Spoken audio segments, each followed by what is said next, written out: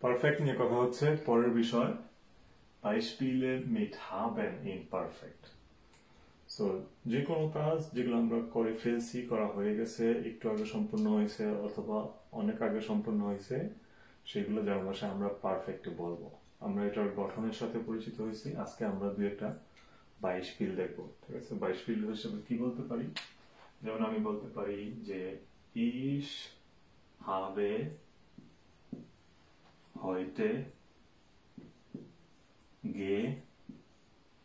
কি বলা যাক gekocht so ich habe heute gekocht আমি আজকে রান্না করেছি ঠিক আছে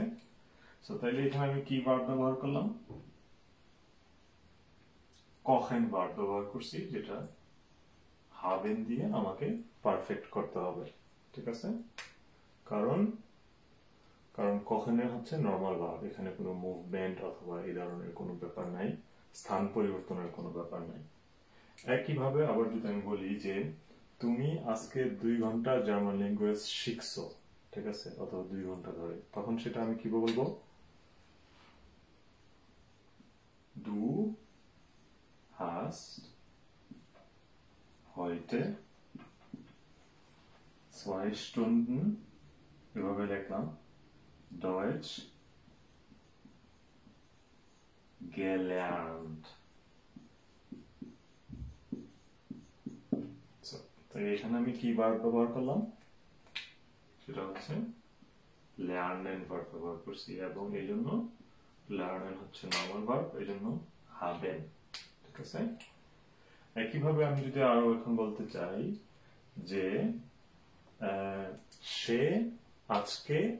বাজার করেছে সেটা কি হবে সেটা হবে যে er hat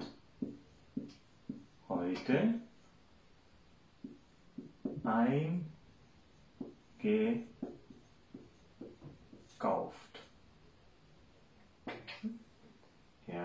আমরা এখানে কি ভার্ব ব্যবহার করলাম einkaufen এবং এই জন্য হচ্ছে haben ভার্ব এর সাথে কনজুগেট হয়ে hat হয়ে গেছে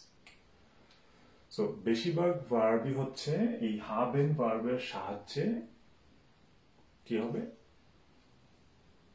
পারফেক্ট তৈরি করা হবে ঠিক আছে সো আপনাদের কাজ হচ্ছে এখন নতুন নতুন ভার্ব শেখা ওই ভার্বটাকে ক্যাটাগরি বের করা এটা কোন ক্যাটাগরিতে পড়তেছে এটা কি হাবেনে যাবে নাকি হচ্ছে জাইনে যাবে পারফেক্ট ফর্মটা শেখা কারণ এটা হচ্ছে রেগুলার ইরেগুলার ভার্বের উপরে ডিপেন্ড করবে